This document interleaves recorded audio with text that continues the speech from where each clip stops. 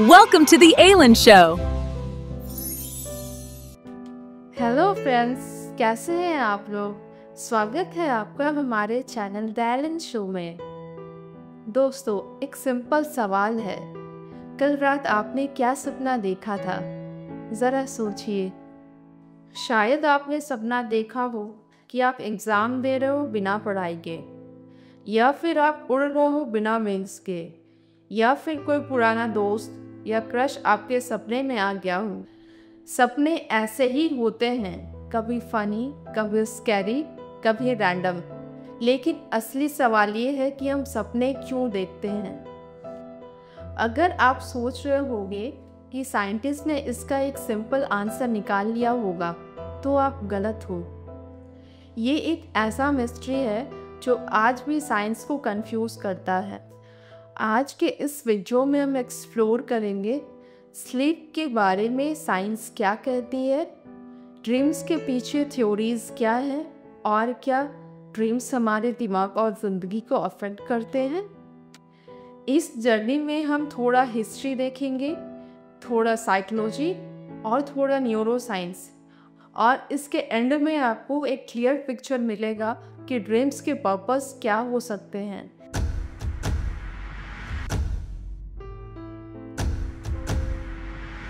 Ancient civilization and dreams. आज से हजारों साल पहले, जब साइंस और बायोलॉजी काफ़ी आगे नहीं बढ़े थे, तब लोगों के सपनों को डिवाइन मैसेज माना जाता था।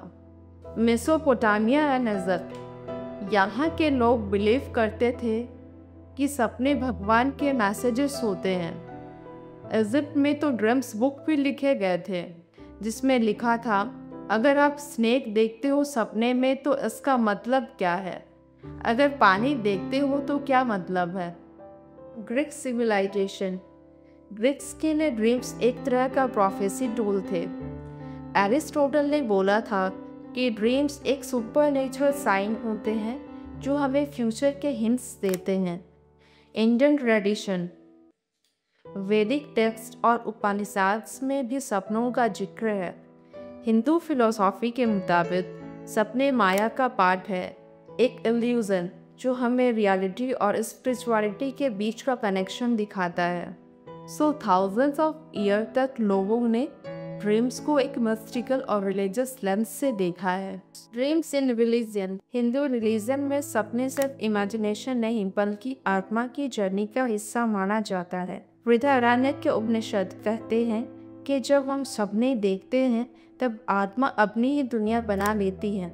महाभारत में भी राजा धृतराष्ट्र ने सपने में अपने वंश के विनाश को संकट में देखा था, जो बाद में सच हुआ। क्रिश्चियनिटी में जीसस के जन्म पर जब 3 वाइज मैन मिलने आए थे, तो उन्हें सपने में वार्निंग मिली, किंग हेरोद के पास वापस मत जाना, वो बच्चे को मारना चाहते हैं। उन्होंने सपने के इस डिवाइन मैसेज पर विश्वास किया और दूसरे रास्ते से चले गए। इस्लाम में सपने को रुया कहा जाता है और उन्हें 3 कैटेगरीज में डिवाइड किया गया है।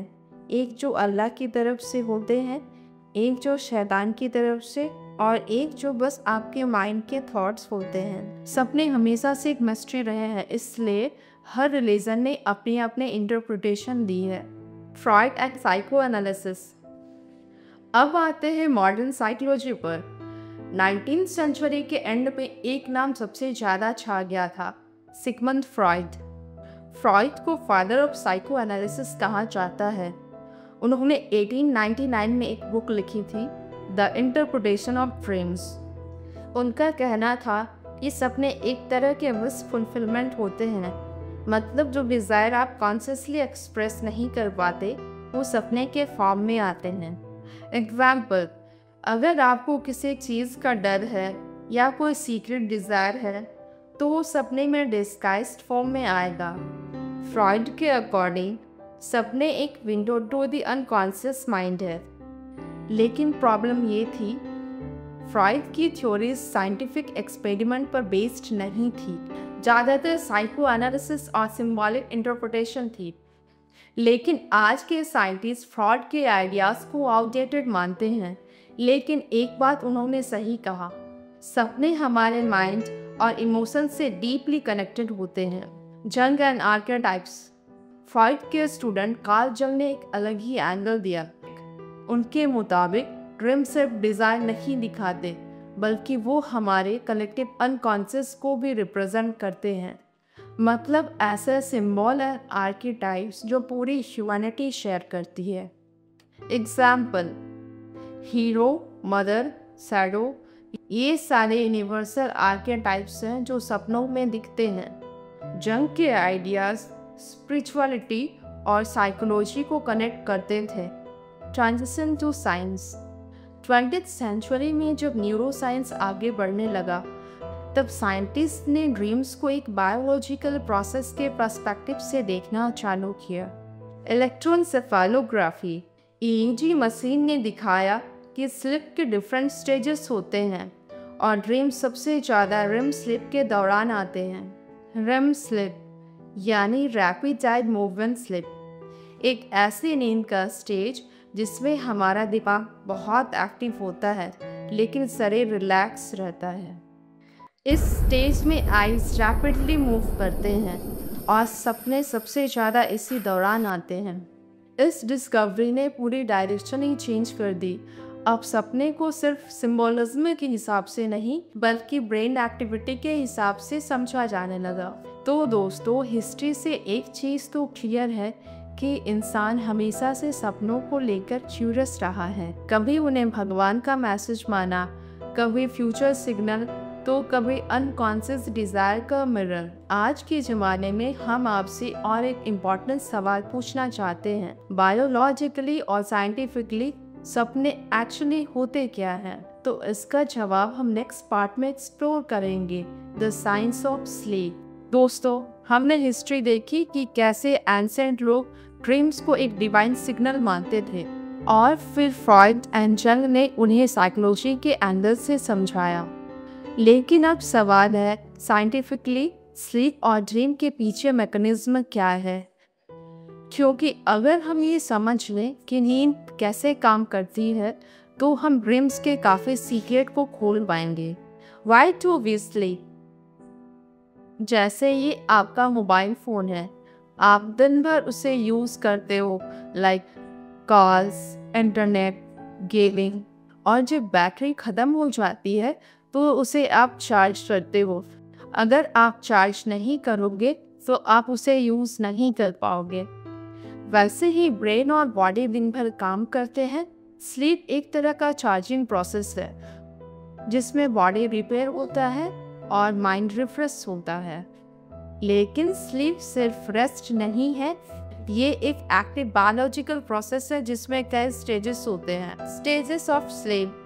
साइंटिस्ट ने EEG का यूज करके डिस्कवर किया कि स्लीप एक यूनिफॉर्म प्रोसेस नहीं है, ये साइकिल्स में होती है। एक टिपिकल अडल्ट को रात में 7 से 8 घंटे की स्लीप चाहिए, जिसमें 4 से 5 स्लीप साइकिल्स होते हैं। हर साइकिल अराउंड 90 मिनट्स का होता है और हर साइकिल के अंदर 2 मेन कैटेगरीज होते हैं। पहला नॉन REM स्लीप, दूसरा REM sleep, rapid eye movement. Stage 1 light sleep, non REM sleep. ये नींद की एंट्री गेट है। जब आप सोते हो, आपका ब्रेन अल्फा वेव से थीटा वेव पर शिफ्ट होता है, बॉडी रिलैक्स करना शुरू करती है। लेकिन आप आसानी से जाग भी सकते हो। कभी कभी हैपनिक जब होता है, जैसे आपको लगता है कि आप गिर रहे हो और आपका बॉडी जब करता है। Stage 2 deeper non REM sleep. अब हार्ट रेट और ब्रीदिंग स्लो हो जाती है, बॉडी टेम्परेचर नीचे गिरने लगता है, ब्रेन में स्लीप स्पेंडर्स और के कॉम्प्लेक्सेस दिखते हैं। EEG में ये बेसिकली सिग्नल्स हैं कि ब्रेन मेमोरी और लर्निंग के लिए प्रोसेस कर रहा है। Stage 3 deep sleep, slow wave sleep. ये सबसे रिस्टोरेटिव स्लीप होती है। ब्रेन डेटा वेव जनरेट करता है स्लो और हाई एम्पलीट्यूड में। यहाँ बॉडी टिश्यू रिपेयर करती है, इम्यून सिस्टम एक्टिव होता है, ग्रोथ हार्मोन्स रिलीज होता है। अगर आप इस स्टेज में जाग जाएंगे एक्सट्रीम ड्रॉगीनेस फील होती है। इसे स्लीप एनर्जिया कहा जाता है। REM sleep, dream sleep. जैसा हमने पहले जिक्र किया था, यहाँ ब्रेन एक्टिविटी एक जगी हुई इंसान के दिमाग जैसे लगती है। मतलब नींद में होते हुए भी ब्रेन हाइपर एक्टिव हो जाता है। आईज रैपिडली मूव करते हैं, इसलिए नाम है rapid eye movement. Heart rate और ब्रीदिंग इरेगुलर हो जाती है। सबसे इम्पॉर्टेंट, ड्रीम्स मोस्टली इसी स्टेज में आते हैं। आरईएम स्लीप को हम कभी कभी पैराडॉक्सिकल स्लीप ही कहते हैं, क्योंकि बॉडी पैरालाइज्ड होती है लेकिन ब्रेन एक्टिव रहता है। यही वो स्टेज है जो ड्रीम्स और क्रिएटिविटी से कनेक्टेड है। Sleep architecture. अब आप पूरी रात के स्लीप साइकिल को समझो। पहले आप स्टेज 1, स्टेज 2, स्टेज 3 में जाते हो। फिर 70 से 80 मिनट बाद आपका ब्रेन आरईएम स्लीप में चला जाता है। फिर साइकिल रिपीट होता है। रात के पहले हाफ में डीप स्लीप ज़्यादा होती है, लेकिन जैसे जैसे सुबह होती है आरईएम स्लीप की ड्यूरेशन ज़्यादा होती है। मतलब सुबह के सपने ज़्यादा इंटेंस और विविध लगते हैं। अब सवाल है, ड्रीम्स आते कहाँ से हैं? विजुअल कॉर्टेक्स सपनों की इमेजेस बनाता है। अमिगडाला इमोशन कंट्रोल करता है, इसलिए ड्रीम्स कभी कभी स्कैरी या इंटेंस होते हैं। हिपोकैम्पस मेमोरी का सेंटर है। जो चीज़ें आपने दिन भर में सीखी होती हैं वो ड्रीम्स में अपीयर कर सकती हैं। प्रीफ्रंटल कॉर्टेक्स ये लॉजिकल थिंकिंग के लिए होता है। आरईएम स्लीप में ये कम एक्टिव होता है, इसलिए ड्रीम्स इलॉजिकल और वियर्ड लगते हैं। एग्जाम्पल, सपने में आप ट्रेन में बैठे हो और एकदम से वो ट्रेन हवा में उड़ने लगती है। ये इलॉजिकल सिनेरियो इसलिए होता है क्योंकि आपका prefrontal cortex logic filter of होता है। 1950s में रिसर्चर यूजिन एसिडेंस्की और नथानियल क्लाइवमैन ने पहली बार आरईएम स्लीप डिस्कवर की थी। उन्होंने देखा कि जब सब्जेक्ट की आंखें रैपिडली मूव कर रही होती हैं और उन्हें उस टाइम जगाया जाता है तो वो विविड ड्रीम्स रिपोर्ट करते हैं। ये एक टर्निंग पॉइंट था जिससे पता चला कि ड्रीम सिर्फ रैंडम नहीं होते बल्कि उनका एक बायोलॉजिकल बेसिस है। तो अब हम समझ गए हैं स्लीप के मल्टीपल स्टेजेस होते हैं। मेनली ड्रीम्स आरईएम स्लीप में आते हैं। ब्रेन के डिफरेंट रीजन्स ड्रीम्स जनरेट करते हैं। मतलब ब्रेन एक एक्टिव ब्रेन प्रोसेस है, ना कि कोई सुपरनेचुरल सिग्नल। लेकिन अब भी मिस्ट्री बाकी है। ड्रीम्स के असली काम क्या है? हम सपने क्यों देखते हैं, ये हम एक्सप्लोर करेंगे नेक्स्ट पार्ट। तो दोस्तों, हमने इस एपिसोड में देखा कि कैसे सपनों का सफ़र हजारों साल पहले के एंशिएंट हिस्ट्री से स्टार्ट हुआ, जहां लोग उन्हें भगवान का संदेश मानते थे। फिर हम फ्रॉइड और जंग के साइकोलॉजी के ज़माने में आए, जहां हमने ये समझा कि ड्रीम्स हमारे इमोशनल और अनकॉन्शियस माइंड का एक विंडो है। आज के ज़माने में हमने देखा कि साइंस के नज़रिए से ड्रीम्स एक एक्टिव ब्रेन प्रोसेस है जो मोस्टली आरईएम स्लीप के दौरान आते हैं।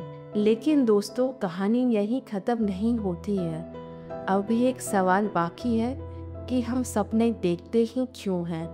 क्या ये सिर्फ रैंडम ब्रेन एक्टिविटी है या इनके पीछे कोई डीपर पर्पस छुपा है? ये मिस्ट्री हम नेक्स्ट एपिसोड में एक्सप्लोर करेंगे। अगर आपको ऐसे ही इंटरेस्टिंग और इन्फॉर्मेटिव वीडियोस देखना पसंद है, हमारे चैनल को लाइक, शेयर एंड सब्सक्राइब करना ना भूलें। तब तक के लिए ध्यान रखिए और नॉलेज के साथ कनेक्टेड रहिए। शुक्रिया, अलविदा।